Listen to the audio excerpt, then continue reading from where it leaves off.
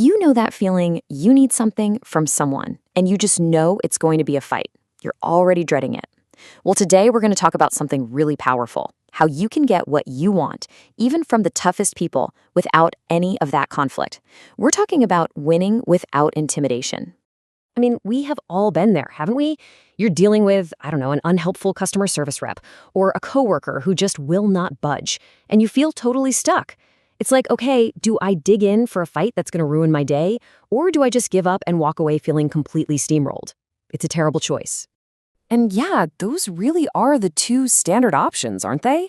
Option one, intimidation. You go in hard, maybe you even win, but guess what? You've just created an enemy. It's a total win-lose. Then there's option two, submission. You just give in. You avoid the fight, sure, but now you feel taken advantage of like a total doormat. Honestly, neither of those feels like winning, does it? But what if there was a third way, a better way, a path that completely avoids that whole win-lose trap? Well, there is, and that's exactly what we're diving into today. It's a concept called positive persuasion. And this whole idea, this framework, it comes from a really fantastic book by Bob Burg called The Art of Persuasion. Seriously, it is just packed with genius insights on how to pull this off. Okay, let's get one thing straight right off the bat. This is not about manipulation. It's not about being sneaky or tricking people. Positive persuasion is the exact opposite. It's about creating a true win-win situation, one where the other person actually feels good about helping you because you've boosted their self-esteem instead of tearing it down. So how do we do it? Well, to really master this, you have to understand a core truth about people. It's kind of the secret engine that makes us all tick. Let's call it the emotion equation. And here it is. This might be the single most important idea in the whole book. We human beings act out of emotion, not logic. I mean, we love to think we're these super rational creatures, right? Making decisions based on facts and data. But the truth is, we're not. Our emotions are in the driver's seat. It basically works in two steps. First, we make a decision based purely on emotion. It all boils down to two simple things. We either want to gain some kind of pleasure or we want to avoid some kind of pain. That's it. Then, after we've already decided, our brains scramble to find logical reasons to back it up. Burg has this great name for it. He calls them rational lies. Think about it. The book uses a perfect example.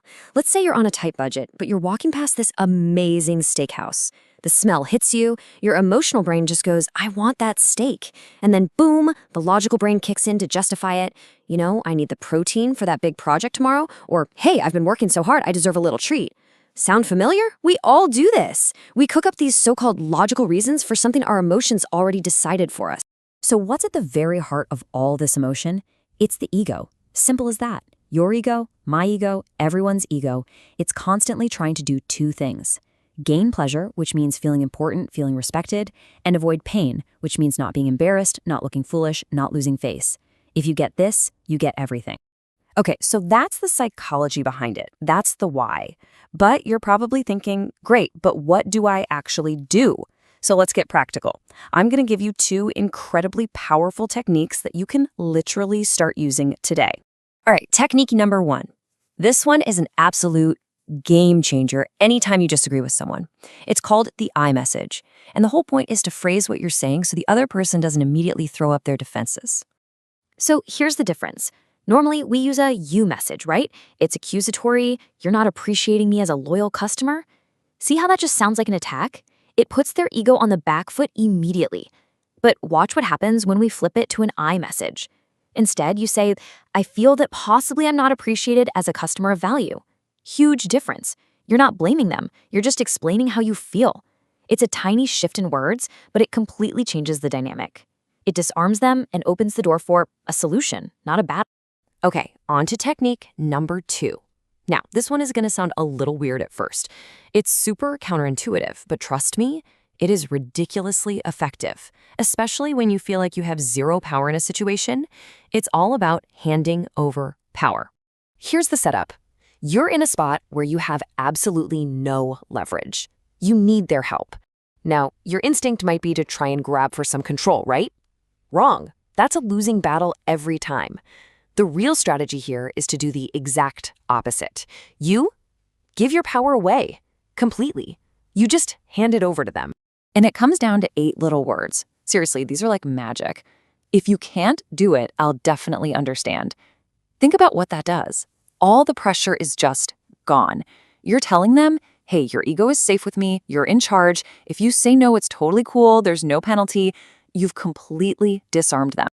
And then you follow it up gently with this: if you could, I'd certainly appreciate it. See what you've done? You're not demanding anything. You're inviting them to be the hero of the story. You've given them all the control, you've made their ego feel safe and respected, and that makes them want to use their power to help you out. It's brilliant. So as we start to bring this all together, it's really important to get that these aren't just, clever little communication tricks. They're part of a much bigger shift in your mindset, a whole new way of looking at your interactions with people. It's really about redefining what power even is.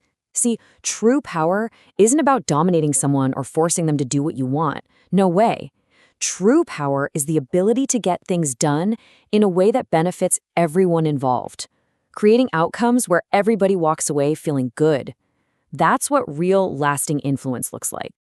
So what does that mindset look like in practice? Well, it boils down to a few key things. First, you always honor the other person's ego. Always. Second, you choose to respond thoughtfully instead of just reacting emotionally. And finally, you shift your goal. Your goal is no longer just to win, it's to turn every single interaction into a win for everybody, to make an ally, not an enemy. When that becomes your default, you've basically become a master persuader. So I'll leave you with this one question. Think about a tough conversation that's been on your mind, maybe someone you've been struggling to get through to. Now that you have these tools, what conversation are you going to go out and change today?